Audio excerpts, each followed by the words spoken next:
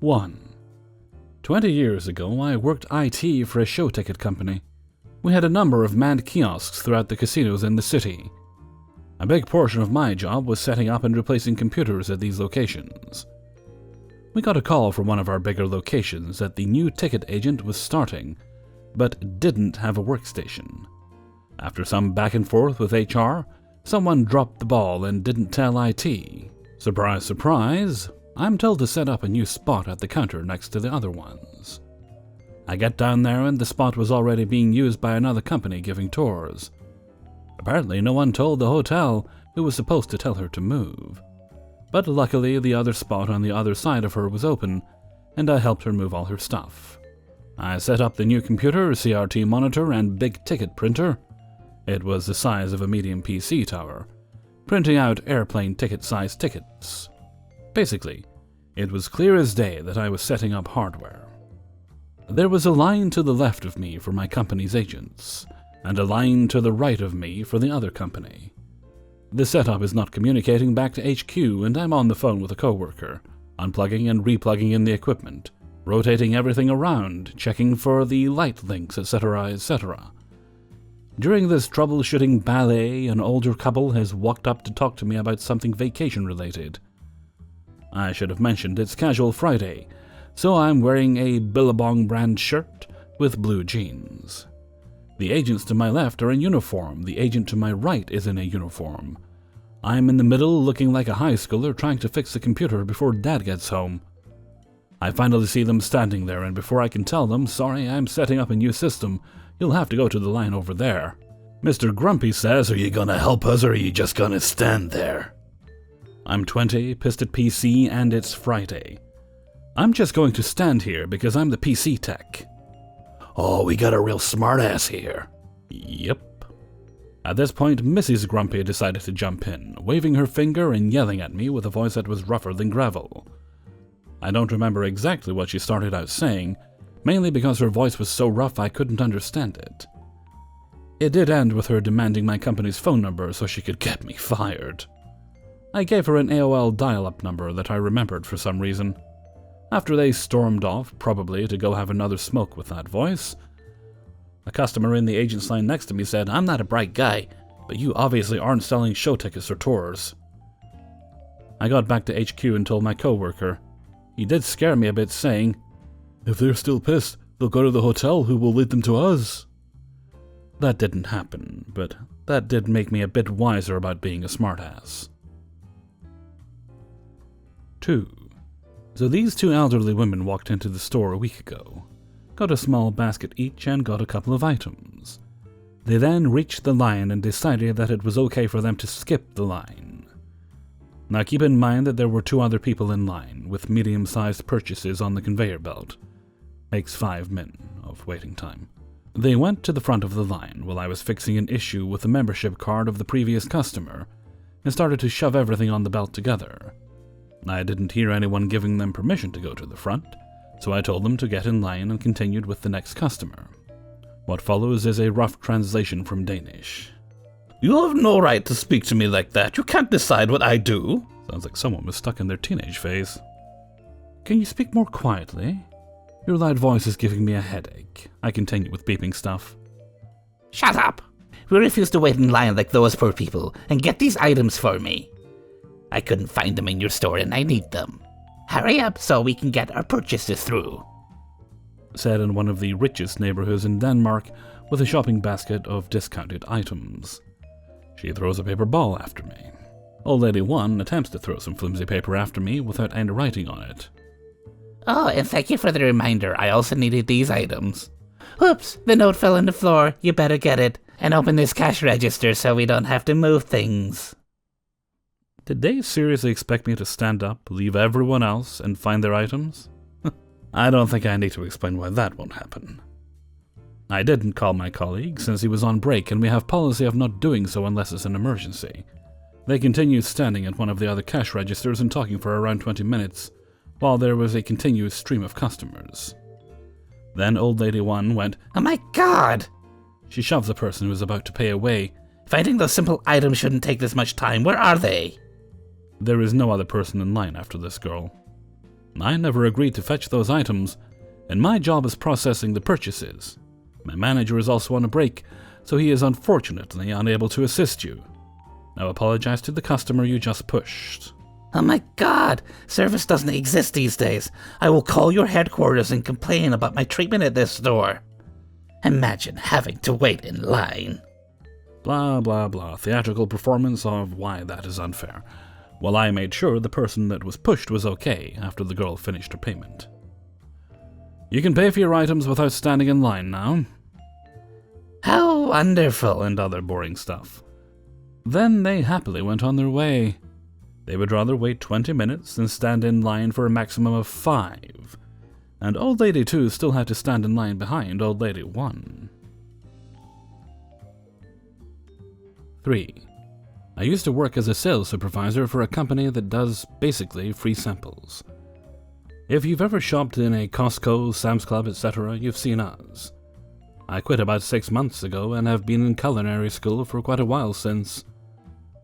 We wear a uniform where we have important events, and I was wearing my chef's jacket that has my name sewn in, so I can see why they thought I might have worked there at first. Me is me, LGM, lady with good memory, ex-boss is self-explanatory. I was getting a couple ingredients from the store I used to work at, and this was after a final, so I was exhausted. I put my cart aside and was looking at what ice cream to get when I heard some guttural noises from behind me. I turned around and it apparently was a lady clearing her throat, or had a hairball, can't tell. I'd like to make a complaint about one of the employees. I default to what I used to say when I worked there. If it's for one of the Costco, Sam's Club, etc. employees, go to the office that way, but one of the demo people, their office is, don't try and pass this off to someone else. Take some initiative. At this point I'm surprised because I thought she just said I worked there. I decided to correct her. I don't work here, I just go to culinary school. LGM seems offended. Don't lie to me, I've seen you behind those carts. And then she said my name. I thought she was looking at my jacket, but I realized she said my real name. My jacket has my middle name, which I prefer, on it. So she actually remembers me from when I worked there. Go figure. Sorry ma'am, I don't work here anymore. If you want, You know what? I have a complaint about you two now. Come on, you're coming with me to the office. At this point I feel spiteful, and couldn't hurt to say hi to the ex-boss. Since we're still buds and play D&D occasionally, so I grab my cart and lead the way. Grabbing a random cart isn't helping your case. Then she used a totally uncalled for slur for a homosexual. Okay, that woke me up. I'm not gay, but my boyfriend is. So I was instantly seething inside. We get to the office and walk in on ex-boss on a speakerphone call. LGM, waste no time. Excuse me, I'd like to file a complaint on 2 of your employees. Ex-boss looks over at the phone, puts the person on hold, and notices that I'm there too, and seems confused. What seems to be the problem? One of your employees isn't using gloves or even unwrapping what they're serving. And the young man with me refused to help or speak to her. Ex-boss looks at me and seems to realize what's going on. She says, "Do you know who the employee without the gloves was?" Yes, it was the one handing out chocolate. Those are already wrapped and don't require gloves because of that. They actually have to keep the wrapper on because it contains peanuts, so that keeps them safe. LGM looks a bit deflated, but then points at me and says, "Well, he tried to pretend he doesn't work here, he just ignored me." That's because he doesn't. He quit about half a year ago. He's just a customer here. LGM is thrown for a loop. She seems like someone just told her that the customer isn't always right. I decide to capitalize on this. I'd like to make a complaint on one of the customers. LGM is shocked, but ex-boss asks me to continue. This woman called me and I repeat the word she said, and refused to let me continue on my shopping. LGM has her mouth open now and is sputtering, I didn't, I would never." Ex-boss smiles at me and says, "I'm sorry for the trouble she caused you. Would you like to file anything?" LGM at this point storms out, walking away towards the door with her basket still in hand. We see security stop her and share a laugh. And ex-boss and I chat for a bit about when the next D&D session is. 4. So you can get an idea of what my workplace was like. I used to work at one of the biggest retail stores in my area. By far it was the most popular and was always usually packed full of customers, but we were always short-staffed. Be it shop floor staff or till staff, we never had enough to man the store efficiently. And security is hardly a thing. We have one guard who just does nothing but watches football all day on his phone. But due to him being friends with management, they don't care. Oh, and at my store we have an area outside, surrounded by tall metal fences covered by barbed wire, for all our gas items, garden appliances, and fence building materials. So I was working on Saturday, away from the customers next door to the garden area, and I hear a man's voice. I turned to see a man wearing a tracksuit, jogging suit, but it's all battered and you could tell he was sketchy just by looking at him. He was looking around, nervous and just scratching his hand a lot. Hey man, can you, tell me where you keep all your electrical appliances? I need to buy things. Sure, what do you need specifically? We have them separated between house and DIY. I need tools. Alright man, no worries. Just walk down there and right past the security guard. Then look on the left shelf. It's hard to miss. Okay, thank you. Also, I saw some kids stealing in the aisle right down there. I knew exactly what this moron was doing, and the fact that he thought it would work offended me. So I decided to take the bait. Oh, really? Hold on a second. I wave over security. Yes, he was actually doing something for once. Hey, there's someone apparently stealing over there. Security goes down and checks and decides to go wait at the doors just in case he can catch them. Not knowing this was BS. The DT walks away from me to the tools area, and I start giggling to myself. As I know we don't keep tools in the box, they were all display as the store hated having expensive items accessible to anyone, and the only thing in them are bags of sand to stop them being blown away by any wind. The door outside was near the tools. I decide to watch the man, and he doesn't seem to give a care in the world. He puts these sand boxes into a basket and walks out into the garden area, so I keep watching him, pretending to work. But he sits at the end near the fence pretending to be browsing, so I walk out and shout the security dude's name so the DT wouldn't notice. And I walk out and he was gone. Also, I forgot to mention it's nighttime. So we take out our phones and look around, but we stop where I last saw him, and the security dude explains how we will have to call the police. That's until we hear a quiet of pain, and I turn to the fence to see some blood.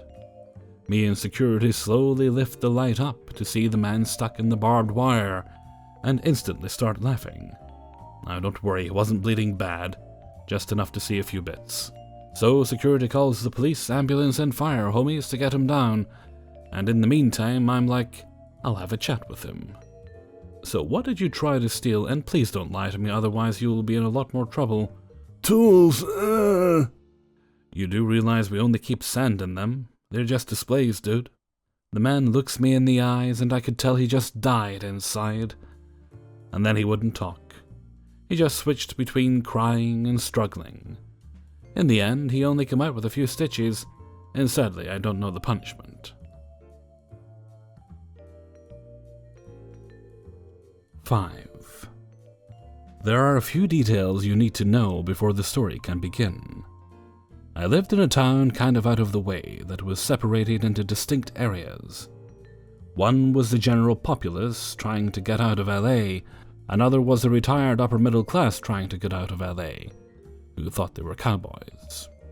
Second is I have anxiety, so every day is an adventure for me.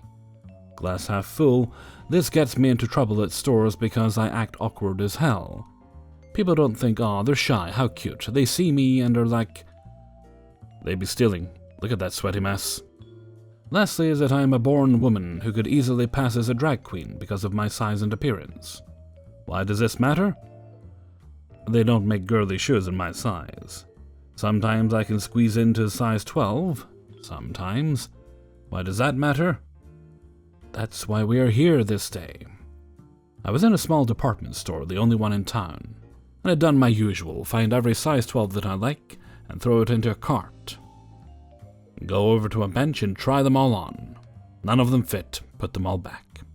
This particular day, I had just gotten off work and was in my black polo shirt and work pants, putting a stack of shoes back onto a shelf. I felt it coming from a mile away, so I looked around, and accidentally made eye contact with a lady in her early 50s. Oops. Would you be willing to see if they have the other color in the back? I say with a customer service tone of not my department and a smile. I don't work here. Oh, I thought you did. She squints at me. A smile. An employee rushes over and glares at me. I can help you, ma'am. I walked away feeling like a jerk because, despite the fact that this happens a lot, I'm still not good at reacting to it. That feeling didn't last long. I must have combed the whole clothing section, women and men's, desperate for anything that would fit me, when I realized I feel like I've been having to sidestep the same person over and over again. I wasn't sure if it was her because I was tired, so I walked to the other end of the section. I almost run into someone. I look up and it's this same lady. So I go to the men's section. I look up and she's in the women's section across the aisle. We made eye contact. I'm starting to get a little stressed. I have anxiety, so I was trying to convince myself that what I was feeling wasn't rational, that it was happenstance, and that I shouldn't be scared of an old lady. In my mind, I'm thinking, but what if she's crazy and decided to stab me? What if she says I touched her butt?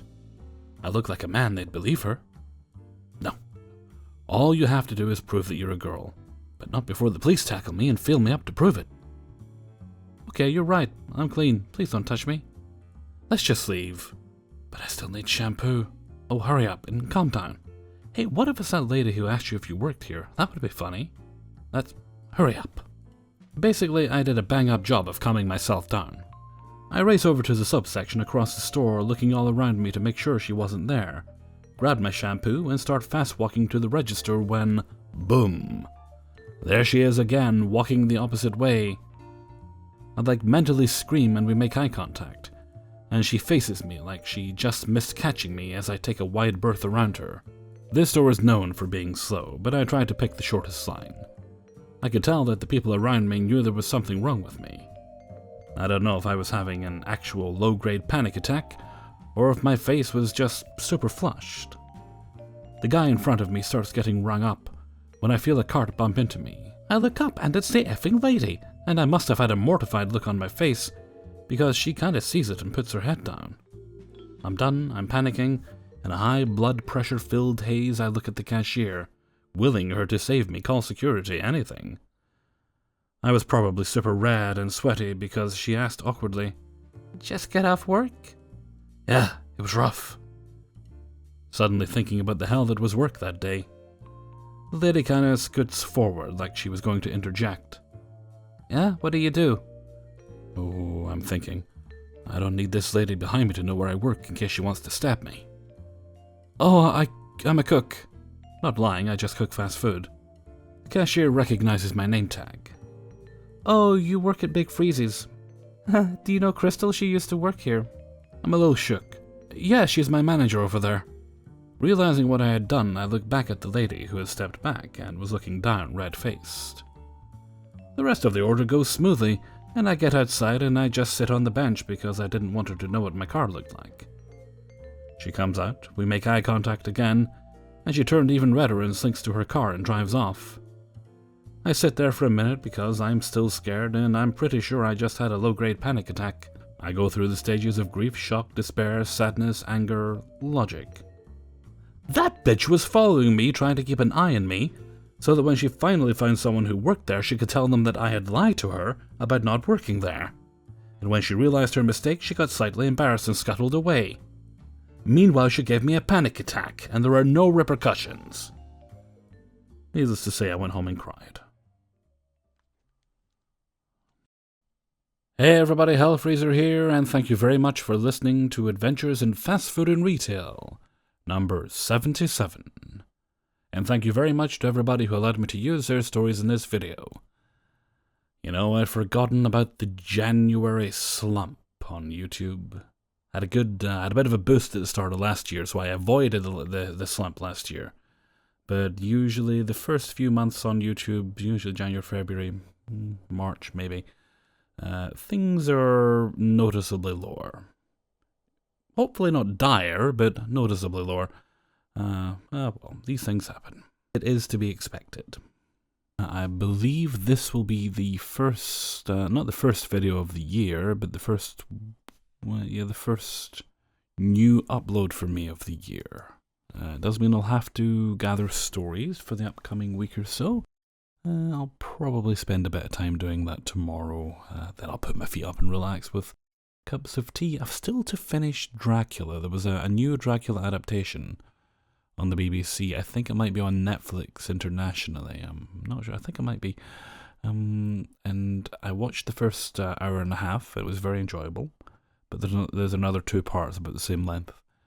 And I'm quite enjoying what the lead is doing with it. Okay, and with that, I'm going to head off for now. So until next time, thank you very much for listening, and take very good care of yourself.